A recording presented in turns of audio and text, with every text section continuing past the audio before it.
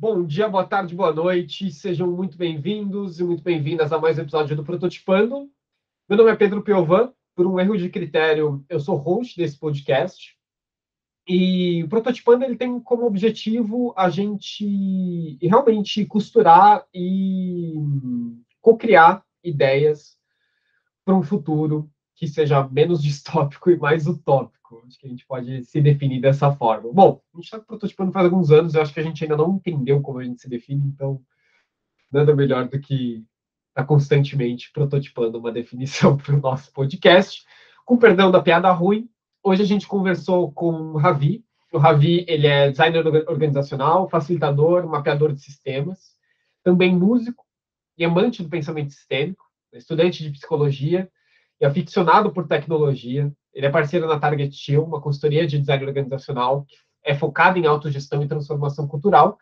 A gente conversou naturalmente sobre pensamento sistêmico e também um pouco sobre as raízes do que motivou o Ravi a começar a se inserir nesse contexto e principalmente um pouquinho da visão dele de futuro, o que a gente pode ficar otimista e pessimista. Foi uma conversa muito bacana, muito gostosa, enfim, a gente não conhecia a Ravi, então foi a primeira vez que a gente conversou e sinto que a gente tem um pensamento muito próximo, com muita afinidade, então foi uma conversa bacana e assim, confesso que saí com diversas referências para me aprofundar um pouquinho nos meus estudos. Então, sem mais delongas, ficamos com Ravi. Um, dois, três, prototipando. Ravi, obrigado por topar fazer esse bate-papo, cara. Eu estou bem animado para te ouvir. Valeu, cara. Valeu pelo convite. Feliz de estar aí contigo. Um dos tópicos hoje, Ravi, é a gente falar sobre pensamento sistêmico e design organizacional. Eu queria que você desse uma palhinha, assim, só para explicar o que define pensamento sistêmico, o porquê que isso é importante hoje, por que isso ganhou pauta, enfim. Não te pedindo para dar uma aula, porque eu sei que você tem curso sobre isso, mas só uma palhinha para a gente começar a esquentar nosso bate-papo. Beleza. Cara, eu acho que talvez assim a melhor forma de definir o pensamento sistêmico é fazer uma comparação com uma outra forma de olhar o mundo que talvez a gente pode considerar aqui como quase antissistêmica. Eu digo quase porque não tem como algo ser totalmente antissistêmico, porque pensar sistemicamente envolve todas as outras formas de pensar também, né? Mas geralmente faz-se uma contraposição entre pensamento sistêmico e pensamento mecanicista, o que geralmente está associado a uma visão de mundo cartesiana, newtoniana e por aí vai, né? Então, quais são as características do pensamento máquina, né? O pensamento máquina olha para o mundo de uma forma linear, ou seja, acredita-se que é possível estabelecer relações lineares de causa e efeito. E essa crença ela acontece porque, atrelado a um outro pressuposto, acredita-se também que é possível compreender qualquer coisa se você reduzir aquilo às suas partes individuais. Isso também é conhecido como reducionismo, né?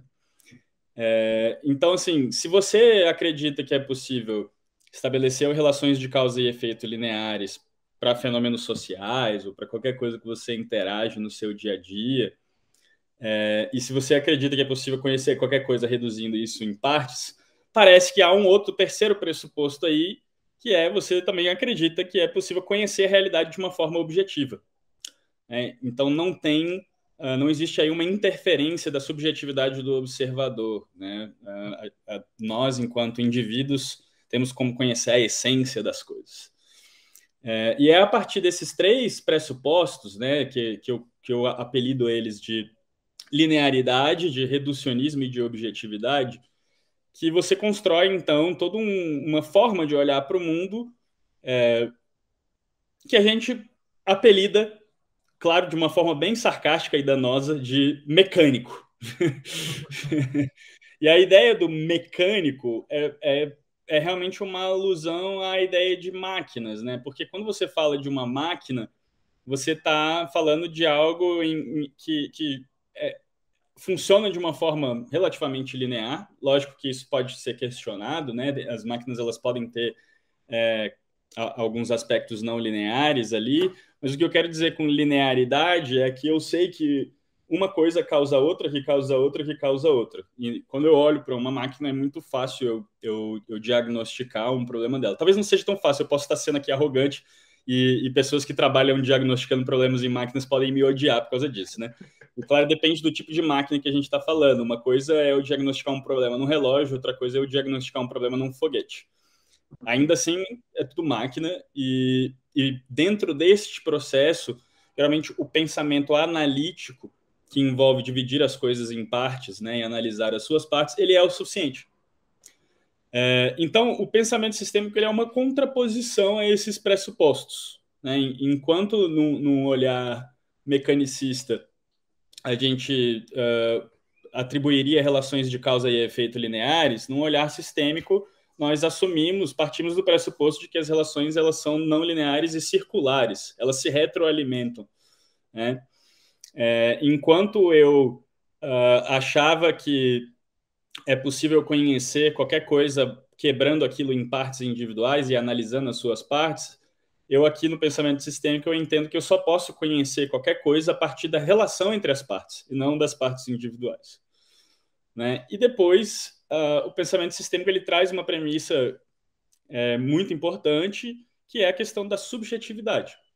Então não é possível dentro deste pressuposto eu, enquanto observador, interagir com qualquer tipo de fenômeno sem considerar a minha própria subjetividade de observador. Então, parte-se do princípio de que tudo é subjetivo, e não só subjetivo, mas intersubjetivo, porque as pessoas elas têm percepções diferentes da realidade, né? Então, de uma forma bem resumida, né, o pensamento sistêmico ele é uma forma de ver o mundo que envolve esses três pressupostos que eu estou falando, da não linearidade, da subjetividade e do holismo, né? Que a gente às vezes chama também de complexidade. E além de ser uma forma de ver o mundo, isso acaba caracterizando também um paradigma científico. Existem várias abordagens dentro da ciência que foram se ramificando a partir das metodologias e das ciências sistêmicas, né? A própria biologia teve uma revolução aí no final do século XIX com o cara que é atribuído como sendo talvez um dos primeiros teóricos do pensamento sistêmico, que é um cara chamado Bertalanffy. Eu não vou ficar aqui cagando referência porque talvez fique muito pesado, depois a galera pode ler os artigos e saber mais, né? Mas houve aí uma revolução dentro das abordagens científicas ao levar em consideração esses pressupostos. Então, quando a gente pensa em teoria da informação, quando a gente pensa na cibernética, quando a gente pensa na própria antropologia, na sociologia, biologia, química, todas essas disciplinas elas acabaram bebendo de uma transformação de paradigma que ocorreu com essa reviravolta aí das abordagens sistêmicas emergindo. Então, visão de mundo, um paradigma científico. E o pensamento sistêmico, ele é também um conjunto de abordagens, né? É um conjunto de abordagens muito específicos, são muitas abordagens. Eu acho importante enfatizar isso, porque muitas vezes a palavra sistema e sistêmico é uma coisa totalmente popularizada que hoje perdeu completamente o seu sentido, né?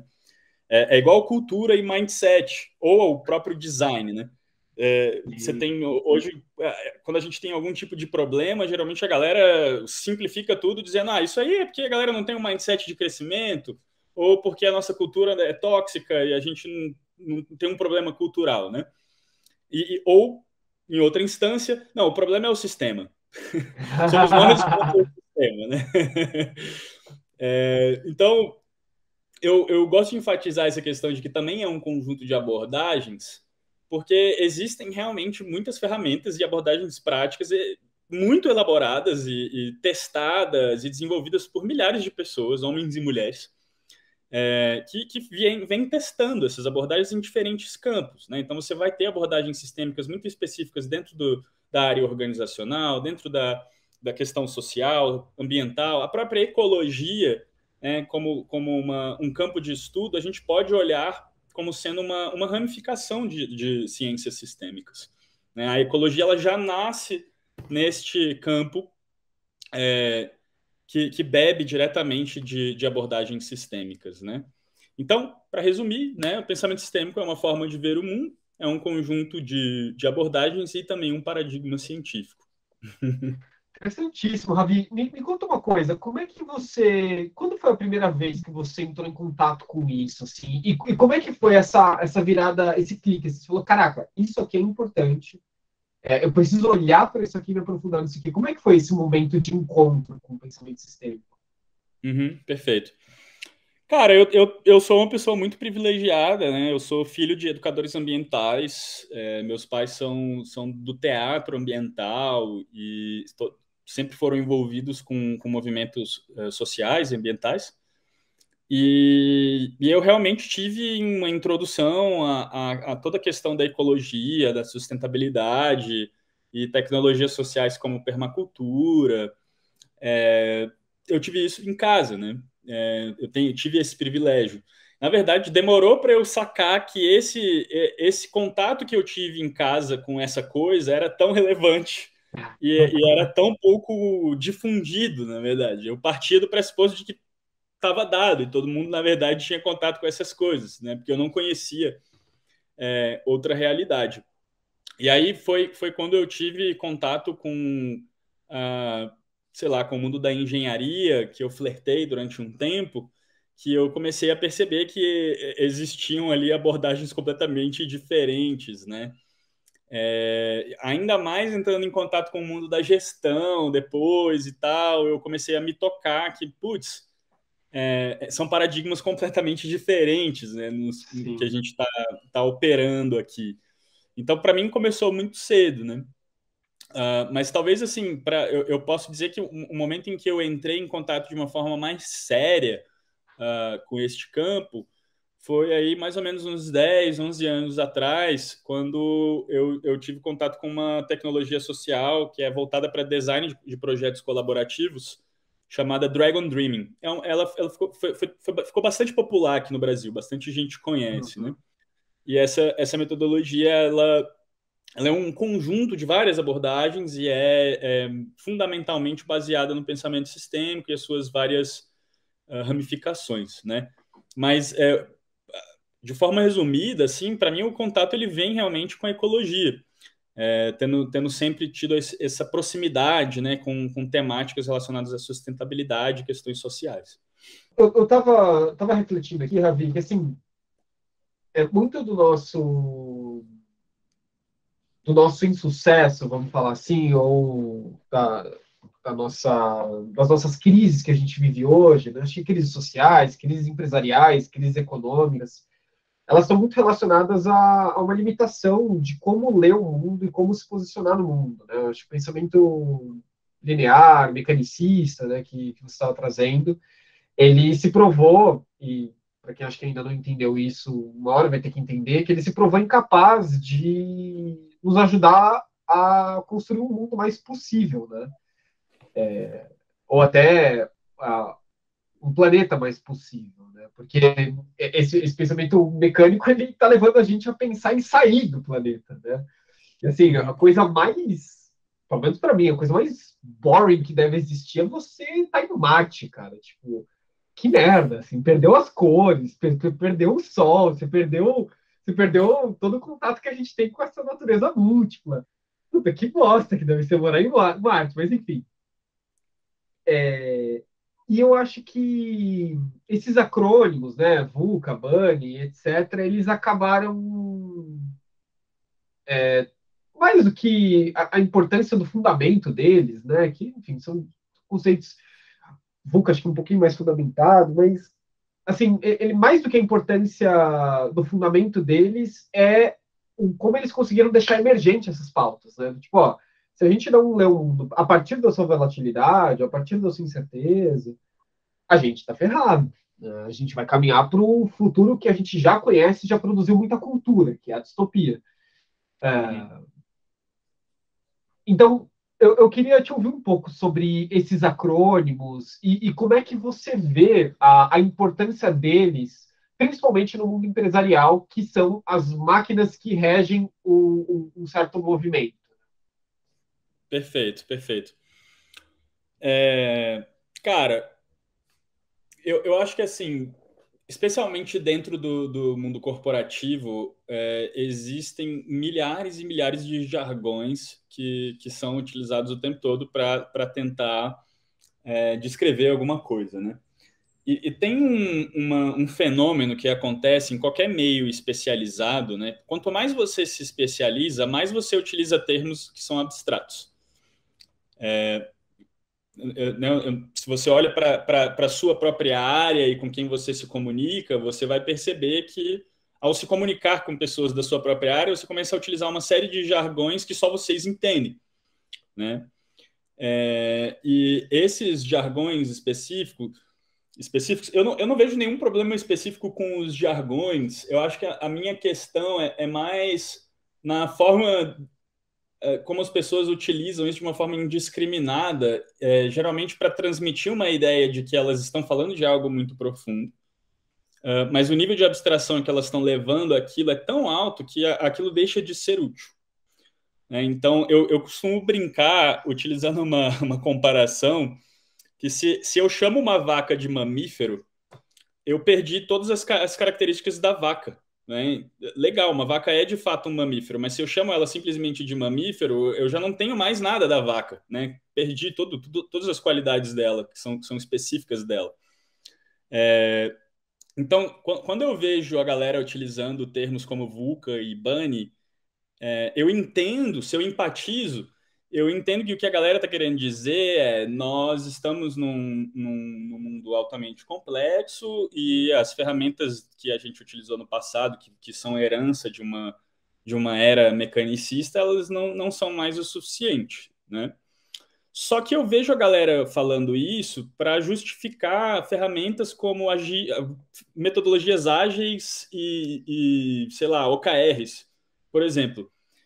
Que tudo bem, eu posso dizer que a agilidade bebe muito do pensamento sistêmico? Bebe, mas ainda é essencialmente uma parada tecnocrata e muito mais próximo de uma visão mecanicista do que realmente uma abordagem essencialmente sistêmica. Né? E isso talvez seria um papo para outra hora, para fundamentar tudo isso. Agilistas, me perdoem, tá? A gente pode conversar.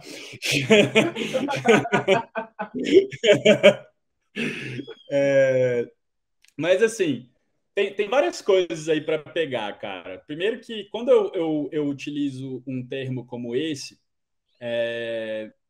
eu fico me perguntando, né? Quando eu vejo a forma como esses termos são utilizados, já falei, eu empatizo com a galera, entendo que eles estão falando que a gente está numa era complexa e tal, e tananã. Só que, mano, esse é um papo que, na verdade, já começou, a gente já está falando disso há 70 anos. A própria palavra VUCA vem dos militares, sacou? Não tem problema ser dos militares, não é esse o problema, mas é um negócio que vem de uma era militar dos anos 70, velho. Então, como é que você está querendo me utilizar um jargão desse, me dizendo que a gente está lidando com a era da complexidade, volatilidade, blá, blá, blá, sendo que você está usando uma parada, velho, que na verdade já nem reflete mais os dias de hoje. Se você quer utilizar um jargão para os dias de hoje, utilize o antropoceno, é o mais próximo que a gente tem. Sim. Porque a gente já não está mais na era da complexidade. A era da complexidade foi anos 60, velho, ali, quando a galera estava descobrindo todas essas reviravoltas, né? Hoje a gente está realmente na pós-modernidade, a gente está vivendo outros dilemas. E aí, quando vieram com essa ideia do BUNNY, desse antropólogo que propôs essa outra sigla, eu achei muito engraçado, porque teve uma galera falando assim, olha, o mundo não é mais VUCA, ele é BUNNY. Cara, como é que você pode me dizer que o mundo ele não é mais volátil, ele não é mais complexo, ele não é mais incerto, e agora ele é ansioso, isso e isso aqui? Ah, não, por favor, velho, você tá de sacanagem. Tipo, isso é uma necessidade de popularizar o jargão para parecer que você é vanguarda. Muito mais do que você realmente falar com profundidade sobre as verdadeiras questões complexas que a gente tem que lidar. Né? E acho que isso é o que mais me incomoda no meio corporativo, né? Que é uma corrida para ver quem é que tem o novo jargão que vai ser popularizado, mais do que realmente a gente ter ferramentas e abordagens que realmente surtem algum tipo de efeito, que melhoram, que fortalecem o senso crítico das pessoas, né? E por aí vai. E aí tem outra coisa também, que é assim, eu tenho um texto, né, chamado Nem VUCA, Nem Bunny, onde eu critico isso com mais profundidade, mas, cara, nenhum autor ou autora de ciências sociais, em momento algum, vai utilizar nenhuma dessas siglas, né? Porque para o cara ele explicar o que ele quer dizer com a volatilidade dos dias de hoje, ele vai escrever 40 páginas, no mínimo, né? Para ele poder dar vários exemplos, casos, fundamentar o argumento e tal. A gente precisa que a galera do meio corporativo escreva 40 páginas para falar isso? Não é isso que eu quero dizer, né? Mas, de novo, vamos dar nomes aos bois, vamos chamar a vaca de vaca e identificar realmente do que a gente está falando. Se você está falando de volatilidade, de complexidade, do que você está falando exatamente? Você está falando da dificuldade das organizações se adaptarem às necessidades do mercado?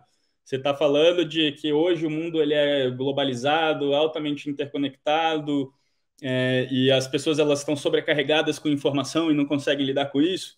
Isso, para mim, é muito mais útil do que eu simplesmente dizer que o mundo é ansioso ou que ele é volátil, né? E aí, beleza, se você traz todas essas nuances e depois você quer dar um jargãozinho para isso, tudo bem, mas não me diga que deixou de ser uma coisa para virar outra, porque, na verdade, é ambos e nenhum deles ao mesmo tempo, né? A gente nós, enquanto observadores, aí vem a questão da subjetividade, né?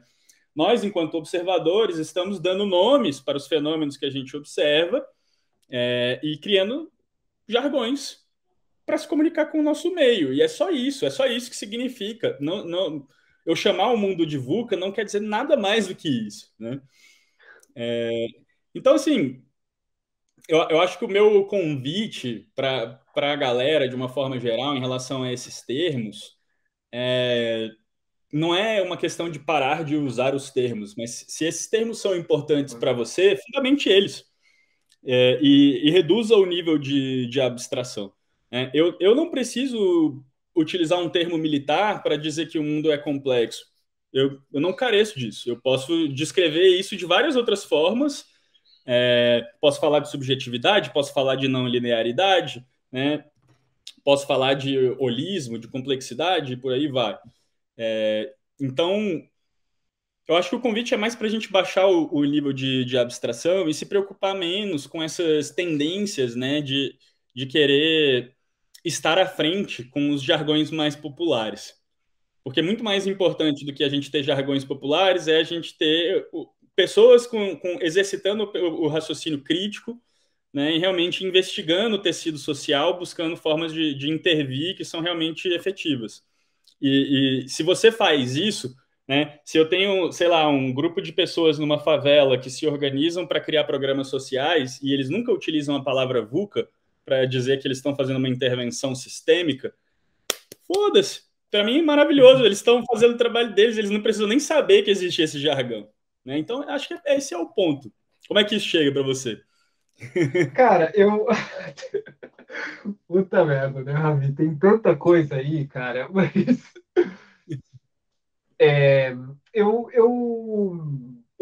totalmente concordo com você. E assim, uma das coisas que mais me incomoda no mundo corporativo, e eu acho que, enfim, a gente tenta que nem ensaio, muito do nosso trabalho esse é um contraponto em relação a isso, é a gente falar e trabalhar sobre as coisas que realmente importam, e a gente gastar menos tempo, até porque eu acho que a gente tem o tempo ele tem ficado mais escasso nesse sentido, né?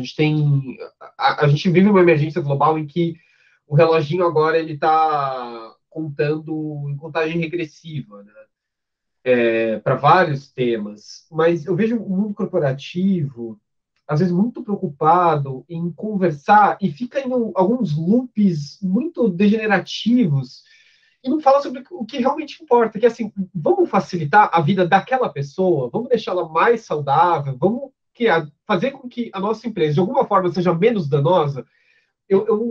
Muitas vezes eu olho para empresas que têm um impacto negativo muito grande na sociedade, super lucrativas, super bem organizadas, que ganham prêmios do Great Place to Work, etc., que perdem muito tempo discutindo coisa que não importa, cara. Assim, não importa para mim, claro, né? Mas assim, enquanto aquela empresa ela não está pensando em como fazer a vida das pessoas melhor, para mim ela só está ajudando a destruir o universo, a destruir o nosso mundo, né? Melhor dizendo, o nosso planeta. Então, muitas vezes eu sinto falta disso, cara. Eu sinto falta da gente olhar para o que realmente importa, porque as discussões elas vão ser muito mais simples, né? Porque no final das contas são questões bem básicas, né? Fome, como que a gente consegue ter sustância para todo mundo, como que a gente faz as pessoas não se matarem, né? Porque o suicídio tem sido uma das, enfim, um problemaço social que a gente tem. Uhum. Mas enfim, divagando um pouco do que você falou, né? Uhum. Com certeza, cara. A gente tem problemas muito mais relevantes do que escolher qual é o acrônimo que a gente vai utilizar para a gente parecer melhor na fita, né? E, e não é porque a gente utiliza um determinado acrônimo ou uma determinada metodologia que necessariamente a gente está lidando com essa complexidade de uma forma efetiva e realmente encarando isso de forma que a gente reconhece essa não linearidade, a gente reconhece a dimensão do desafio e tal, né? Então, assim, acho que é isso. O que eu não gostaria que acontecesse, e que às vezes eu vejo acontecendo, é que às vezes parece que eu estou construindo uma lista de palavras proibidas. E aí, às vezes, as pessoas elas ficam com medo de utilizar determinados termos, porque são espectadoras e estão vendo, às vezes, uma guerra de intelectuais argumentando sobre qual é o novo termo da vez que a gente vai utilizar para descrever a nossa realidade. E aí as pessoas ficam travadas e não conseguem, né, se expressar. Eu acho que isso é um efeito que eu não desejo nem um pouco, né? Mas eu acho que o relevante, o importante é realmente pensar de uma forma crítica sobre tudo isso, se perguntar de onde é que essas coisas vêm, né? E quais são os pressupostos que estão por trás disso. Na prática, eu não vejo nenhum problema, velho, em utilizar esses termos. Eu acho que o que me incomoda mais é a superficialidade que acompanha mesmo. Ravi, o que você tem visto nos últimos tempos que tem te deixado otimista, cara? Cara, eu estou muito interessado no movimento de Web 3.0, todo esse movimento de economia descentralizada, de blockchain, de novas iniciativas que estão tentando resolver os problemas de coordenação em larga escala, né? Porque eu acho que esse é realmente um dos grandes desafios que a gente tem. Na verdade, assim, eu acho que as soluções para os problemas elas já estão todas aí, meu cara. Não tem nada que reinventar a roda. Tipo, a gente não tem que. Não se trata mais de descobrir as soluções. Elas já foram descobertas e a maior parte delas há muito tempo, né? O grande Sim. desafio para mim é mais realmente em como é que a gente consegue coordenar 7 bilhões de pessoas, quase 8 já, para realmente fazer a transformação que a gente precisa, né? E poder lidar com a dimensão dos problemas que a gente está enfrentando. Então, eu vejo muito valor nessas iniciativas de Web 3.0. Eu acho que isso vai ter ainda muito impacto na forma como a sociedade se organiza, de uma forma geral. Eu também sou um grande entusiasta das tecnologias sociais. Eu acho que nos últimos 50 anos a gente teve um salto quântico absurdo de pesquisas e de desenvolvimento de tecnologias sociais para todo tipo de coisa possível, né? Quando eu falo de tecnologia social, eu posso estar falando desde metodologias colaborativas, como, sei lá, um cara que fez um asfalto a partir de plástico reciclado, né? Isso é uma tecnologia social também. Então, assim, eu vejo que tem um movimento crescente muito grande nesse lugar de tecnologias sociais, né? E E eu acho que cada vez mais os movimentos sociais, de uma forma geral, eles começam a se organizar melhor em função da internet, né? Então, na verdade, assim, eu acho que a gente está realmente muito fodido enquanto humanidade, enquanto espécie, enquanto planeta, mas eu também não acho que a gente chegou no fundo do poço ainda, não. Eu sou bastante pessimista em relação ao que pode acontecer, porque tem que ter o pé no chão e admitir que as iniciativas em direção a uma mudança substancial elas são escassas. Mas eu também não deixo de acreditar que se a gente conseguir se coordenar, ainda dá para a gente virar o jogo, né? Agora, o foda é que enquanto a gente está aqui com todos esses problemas, a gente tem um trilionário como o Elon Musk perguntando para a galera, falando que ele oferece 100 milhões para quem desenvolver a melhor tecnologia de captura de carbono, por exemplo. Cara, a melhor tecnologia de captura de carbono é uma árvore, velho. Você quer tecnologia? Não tô entendendo, né? Então, assim, isso é o que me deixa mais temeroso. Tipo, putz, esse cara, velho, o cara sozinho, ele teria grana para investir em tanta coisa. E o maluco tá estimulando, sei lá, a galera a desenvolver tecnologia de captura de carbono que não seja uma árvore. Eu não tô entendendo, né? Não, imagina. Então, assim, esse tipo de coisa me deixa bastante temeroso, mas eu tenho fé, cara. E quando eu digo fé, eu realmente tenho fé porque eu acredito em algo que eu não tô vendo. Sim, sim, sim. Assim, o Elon Musk ele devia estar preso, né? Eu acho que o lugar que ele deveria estar é preso ou não sei onde ele deveria estar, porque, cara, enfim, várias coisas que ele faz e acredita são ofensivas para a nossa existência, né? É absurdo, é absurdo. E é isso, toda vez que a gente tem alguma iniciativa que parece que vai romper com o status quo, o status quo vai lá e sequestra essa iniciativa, né? O próprio exemplo dos carros elétricos, painéis solares, todas essas tecnologias que vêm de uma promessa de tecnologias limpas, né, de energia limpa, no final das contas é tão danoso ou mais danoso quanto utilizar energias à base de petróleo e por aí vai, né? Então, assim, parece que é muito difícil romper com esse discurso dominante e trazer alguma mudança realmente duradoura. Mas se eu parar de acreditar nisso, eu paro de trabalhar e paro de viver, né? Então, vamos seguir. Total, total. A minha visão, Rabi, é que, assim, enquanto a gente estiver num modelo neoliberal como a gente está hoje, todas as iniciativas, elas entram para a máquina de processamento, viram produtos, geram lucro e deixam mais gente bilionária, né? Eu acho que o trabalho é estruturar alguma forma que faça um contraponto suficientemente possível de ser um contraponto, né? Eu acho que essa é a tarefa, né?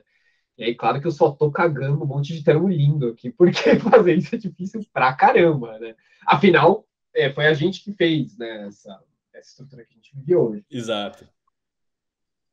Então, exatamente, perfeito, cara. Essa é a tarefa, essa é a tarefa. Ô, Ravi, me fala uma coisa. O que você tem lido? O que você tem assistido? Cara, eu gosto muito eu acompanho muito o trabalho do Daniel Schmachtenberger. É um cara muito legal, ele é um grande pensador sistêmico, relativamente jovem, e ele tem feito assim análises gerais muito interessantes da nossa conjuntura social, e ele traz o conceito de metacrise e toda uma panóplia de conceitos que ele vai construindo para ajudar a gente a ter uma compreensão sistêmica da dimensão dos nossos desafios, né? Ele tem um canal no YouTube, ele está em muitos podcasts, um deles é o Green Pills, que eu recomendo também, tá muito próximo desse mundo da Web 3.0 também. Eu também estou consumindo muitos materiais relacionados a esse mundo do pensamento sistêmico de uma forma geral. Eu posso até recomendar um livro aí para a galera que é o Systems Concepts in Action. Infelizmente só tem em português. Só tem em inglês, desculpa. É um livrinho muito legal, porque o cara organizou de uma forma muito didática ferramentas práticas do pensamento sistêmico, porque geralmente a galera fala a um nível muito abstrato. O próprio Schmattenberger, ele fala de um nível muito abstrato. Tipo, você ouve aquele cara, você acha tudo muito lindo, muito legal, mas que diabos eu faço com isso, amigão? É realmente complicado. E aí esse livrinho do Systems Concepts in Action, do Bob Williams, ele traz ferramentas práticas, né? Um livro essencialmente prático. Ele oferece uma caixa de ferramentas para quem está lidando com qualquer tipo de sistema social e quer ter um arcabouço de ferramentas diferenciado, né? Que vai além aí dessas ferramentas tradicionais do discurso dominante. Eu também ouço um outro podcast, a maioria deles estão em inglês. Às vezes eu até fico incomodado com isso. Se você tiver alguma coisa para me recomendar em português, eu estou à procura. O outro é o How to Change Your Mind. É um podcast muito legal de um cara que ele inclusive escreveu um livro agora com o mesmo nome e ele tem uma pesquisa muito interessante sobre como as pessoas mudam de ideia. Porque eu tô muito interessado nisso, né? Em como é que... Isso, para mim, talvez seja o aspecto mais difícil e mais interessante do meu trabalho, que é, em última instância, de fato, mudar a forma como as pessoas pensam. Né? E, assim, é o lugar em que eu menos intervenho diretamente, mas, obviamente, é o resultado que eu espero, em última instância. É o que eu gostaria que acontecesse, claro, que as pessoas, de fato, começassem a pensar de forma diferente. E aí isso me leva a um outro material muito legal, de uma comunidade muito ativa, de uma metodologia, uma tecnologia social chamada epistemologia de rua. Infelizmente, também só tem conteúdo em inglês. Em inglês eles se chamam Street Epistemology. Os caras têm uma comunidade super ativa. E o legal desses caras é que eles desenvolveram uma abordagem inspirada no método socrático para sair na rua conversando com a galera e conversando com elas sobre as crenças delas, né, e fazendo elas refletirem sobre como elas chegaram até o que elas acreditam. Então, eles têm conversas com pessoas que são religiosos, fervorosos, eles têm conversas com pessoas que são ativistas ambientais, políticos, tem conversas com pessoas que são contra a legalização do aborto, por exemplo, tem conversas com pessoas que são a favor do Trump, por exemplo. E aí eles saem na rua conversando com essa galera, entrevistando elas e tentando entender como é que eles chegaram na conclusão que eles chegaram, sem necessariamente tentar mudar a forma como eles pensam, né? É uma conversa onde eles investigam o método das pessoas para chegar às conclusões que elas chegam. E é muito legal, cara, porque muitas dessas conversas, de fato, acabam fazendo, só pelo simples fato das pessoas refletirem sobre como elas chegaram na conclusão que elas chegaram, às vezes elas mudam de ideia. É muito interessante. Cara. E eles, assim, é uma tecnologia social aberta, open source e tal. Eles têm uma série de materiais, tem uma porrada de vídeo no YouTube, da galera aí saindo, entrevistando as pessoas. Você pode ver as entrevistas e tal. Eu tenho consumido muito esse material e eu estou utilizando isso também no meu trabalho e tenho feito umas sessões convidando as pessoas para trazerem as suas crenças organizacionais. Então, eu peço... Fala mais sobre isso, Ravi. Então, eu pergunto para as pessoas... Eu estou atrás de crenças, pessoas que têm crenças como, por exemplo, a liderança é absolutamente necessária para que uma organização funcione, né? Ou então, se a gente não estabelecer metas e não atrelar metas a punições e recompensas, a gente não vai conseguir fazer as coisas. Esses tipos de afirmações, né, quando eu encontro pessoas que têm esse tipo de crença, eu chamo elas para uma conversa, é uma entrevista bem informal, e aí eu tento compreender como é que elas chegaram nessas conclusões, né?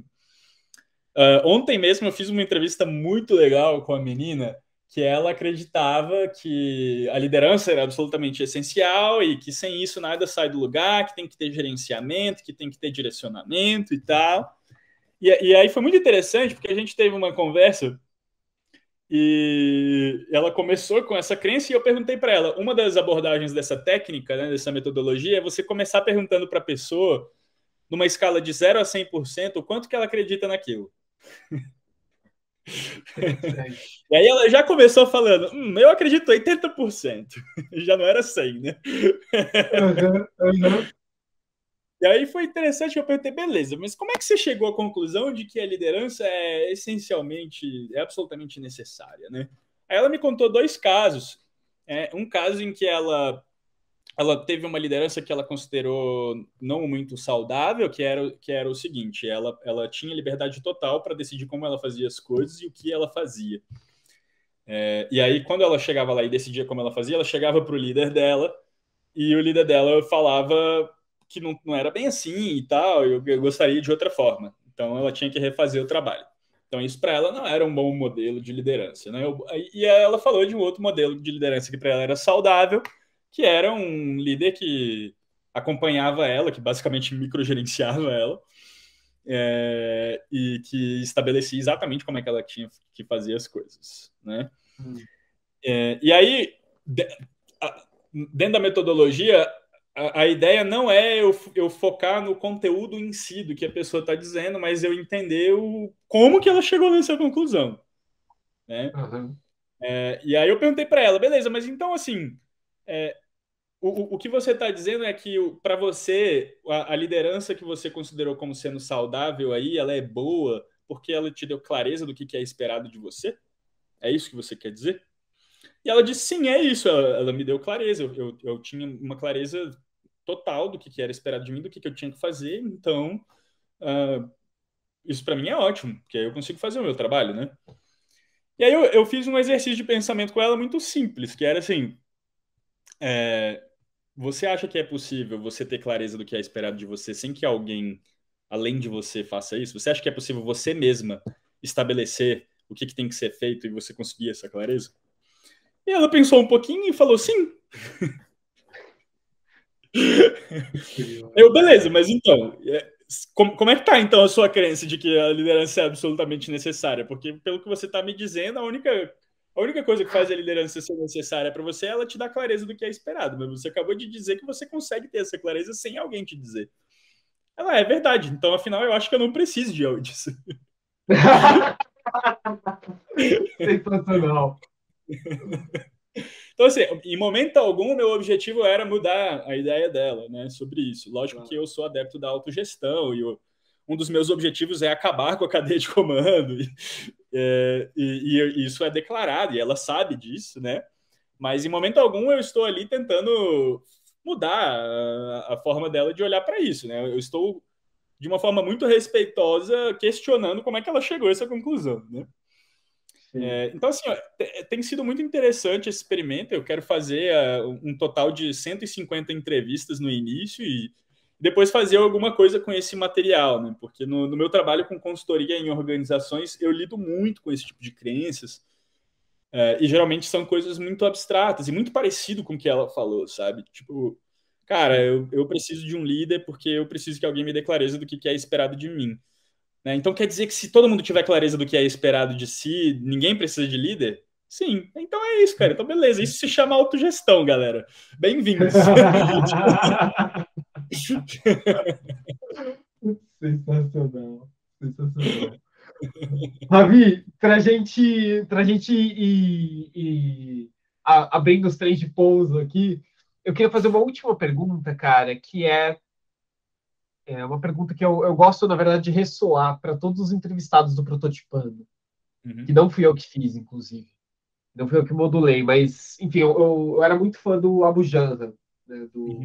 enfim, entrevistador que, infelizmente, faleceu nos últimos tempos. E ele sempre perguntava, eu gosto de perguntar também, o que é a vida para Ravi? Cara, eu acho que assim, eu acho que eu vou responder isso com uma historinha, tá? Eu acho que toda pessoa, em algum momento da sua vida, vai se perguntar qual é o sentido da vida e o que é esse negócio, né, de viver e a vida em si. E, e na tentativa de responder essa pergunta, eu acho que todos nós, em momentos diferentes da nossa vida, ou talvez tudo ao mesmo tempo, nós assumimos diferentes personagens, né, em busca dessa resposta.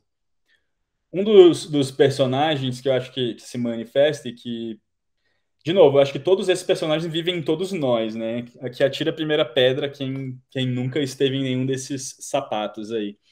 Então, um dos primeiros personagens que pode surgir aí é que é a resposta de que a vida não tem sentido e o sentido da vida é simplesmente experimentar o momento presente, carpe diem, né? E esse personagem geralmente é chamado de hedonista. Os hedonistas, eles eram filósofos da Grécia Antiga que acreditavam que a vida não tinha sentido e que o importante era viver o momento presente. Os boêmios. Uma outra forma de responder esta pergunta é tentar buscar a resposta do sentido da vida num livro e achar que todo o sentido da vida vai estar contido em alguma fórmula mágica que foi escrita por alguém num livro mágico e aquilo ali são os fundamentos de toda a vida e aquilo é a própria vida em si, né? E esses são os fundamentalistas que vivem a partir dos seus fundamentos, né? Você também vai ter outras pessoas que elas não acham nem que o sentido da vida é só viver o momento presente e nem que o sentido da vida está escrito num livro, mas elas acham que alguém vai explicar o sentido da vida para elas. E esses eu gosto de chamar de guru chasers. Eles estão sempre.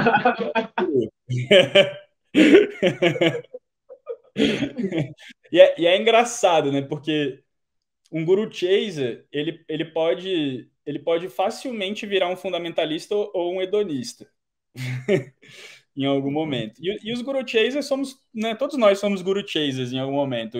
São aquelas pessoas que elas pulam de uma metodologia para outra metodologia, de uma forma de terapia para outra, de uma linha de pensamento para outra, e está sempre buscando no outro as respostas, né?